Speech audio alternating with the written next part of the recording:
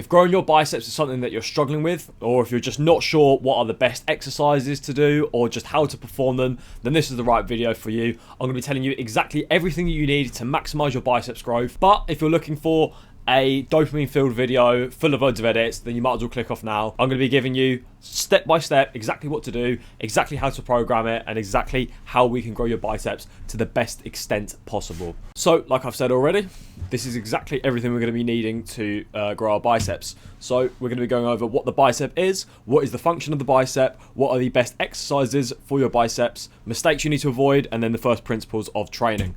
So this is what your bicep looks like if it was drawn on your bone. Your biceps, bi, basically means two, okay? So you've got two heads of your bicep. You've got the long head, which is this one, which is responsible for that big peak whenever you're lifting. We know when guys do a double bicep pose, it's that bit one at the top. And then we've got the short head, which is responsible for kind of more of the thickness for the bicep. Now, knowing about these two heads is really important when it comes to actually training them. So what are the main functions of your bicep? They are elbow flexion, as you can see here. Flexion is literally just bringing your forearm up to your shoulder, and supination is pretty much just where your palm is facing up to the sky. So it's really important we know these just so we can effectively train our biceps in the best way possible, including both of these functions. There is some other functions, but they're not really that important, such as shoulder flexion, but you're not really going to be training shoulder flexion with your bicep. So elbow flexion and supination of the wrist are going to be the main functions that we're going to be focusing on when developing our biceps. So we need two exercise variations when it comes to effectively targeting our biceps. One with our arm in front of our body, and one with our arm behind our body, which is called shoulder extension. The reason for this is because our long head attaches at the shoulder joint, so putting our shoulder into extension will stretch the long head to a greater degree. So if we go back here and I show you, we can see that the long head actually runs through our shoulder joint right here.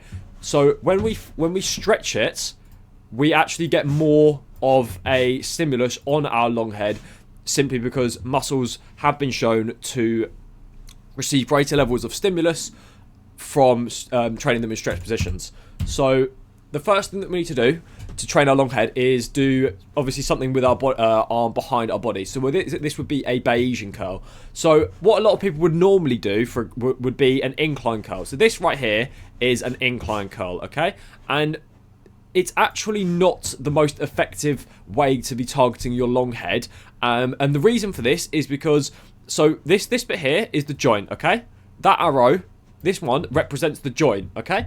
But this arrow represents the line of force. Okay, so I put force here, and we put joint here. The problem we have within an incline curl is the level of force is down because of gravity, right? We just put GL for gravity. And because gravity is wanting to pull the dumbbell down, whenever our joint is in the same line of force as whatever's pulling it down, which is gravity in this instance, there's going to be little to no tension. And the problem we have here is within this position, our long head, we put it like that, is in its most stretched in this extended position when our arm is, when our elbow is in extension, okay?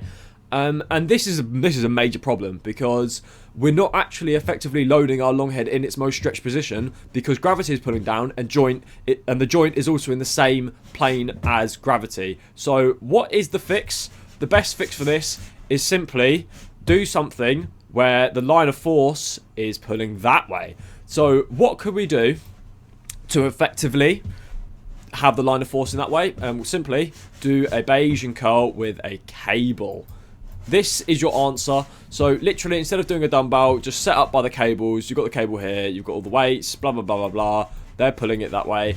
And literally, the line of force is going there. So I've got an F there. But then, as you'll notice, you'll probably be able to get your arm there. The joint isn't going in the same way as the line of force, meaning there's a lot of mechanical tension being created in the muscle's most stretched position, which is absolutely phenomenal for muscle growth, because when we load the muscle in its most stretched position, we are going to be causing more of an adaptive response.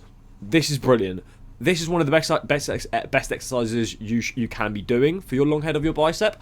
What I would probably advise is basically doing a single arm. The reason why I say single arm is just for like mind muscle connection purposes. Mind muscle connection is so important. If you're not really feeling the fibers of your bicep pulling, then you're not going to be getting the most bang for your buck when it comes to exercise, because you're just not, you need to be feeling your muscle, and you need to be feeling it stretch. So a beige and cable curl is I would say is the #1 top pick for using your long head. Obviously training your long head. Obviously, if you don't have access to a set of cables, an incline curl will do. It's not saying that the exercise is bad, it's just less effective at targeting the muscle in the way we want. An exercise isn't necessarily bad, it's just more or less effective, okay?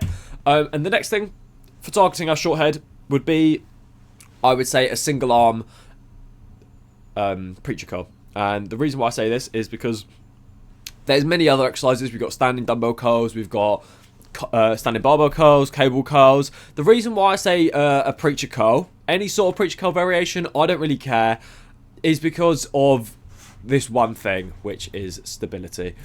Now we're going to be going on to, you know, reasons why or things that people end up messing up with exercises, but this basically enables you to take any sort of stability out of the equation, and it just means you can focus solely on the bicep. So when you do start to fatigue in the exercise, it means that you're not going to be compensating in, you know, some people will compensate within their lower back or compensate in their shoulders. With this exercise, you're locked in, so the only thing that is moving is the shoulder joint, which is great because, well, the only thing that is responsible for flexing your shoulder joint is your bicep, meaning you're going to be able to take this exercise closer to failure, which is going to be absolutely great for your biceps development. It's a great overloading exercise.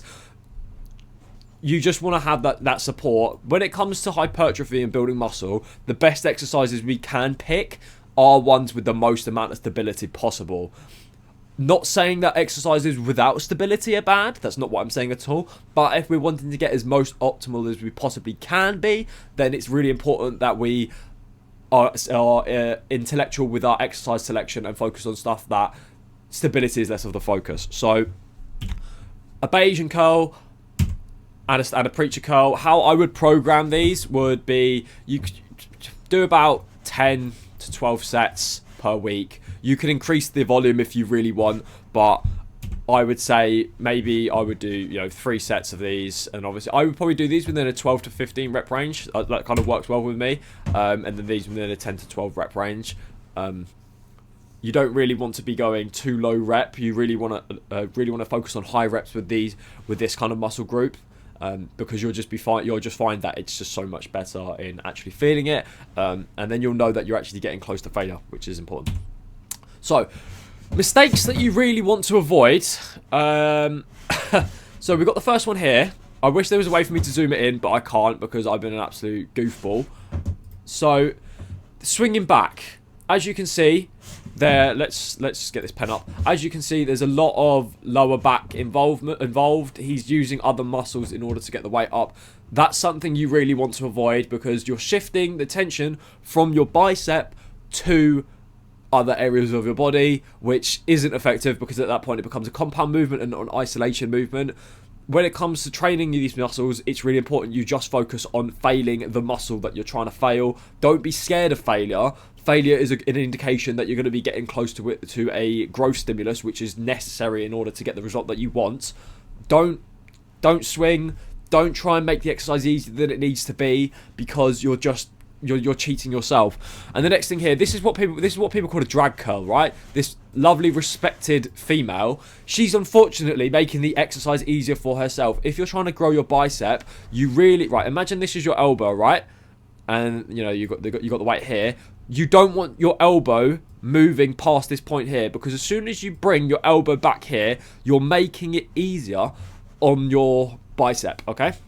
And at this point, you're just lifting the weight for lifting the weight's sake, which is kind of stupid because we're not just trying to lift the weight, we're trying to create a growth stimulus for our biceps.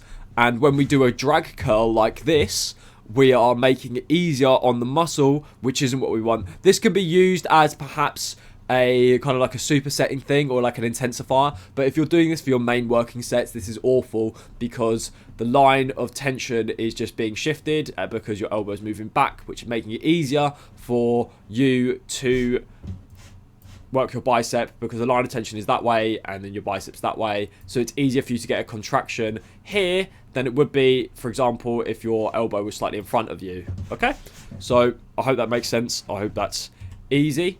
So obviously when it comes to muscle growth, there are certain principles that we need to adhere to, which would be 7 to 9 hours of sleep. This is non-negotiable. Your muscle is built in sleep. Let's change this actually because this is annoying. So 7 to 9 hours of sleep. We need a 200 to 300 surplus. Okay? Because if your body doesn't have enough calories, it's not going to have the resources it needs to be able to build muscle. We need to have a high protein diet. So I would say 0.7 to 1 gram of protein per, I think, pound of body weight.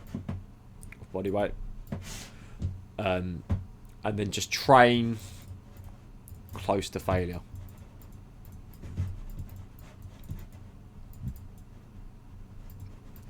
If you follow these principles and you follow what I've taught you in this video, I have no doubt that you will get bigger biceps. Your biceps will grow.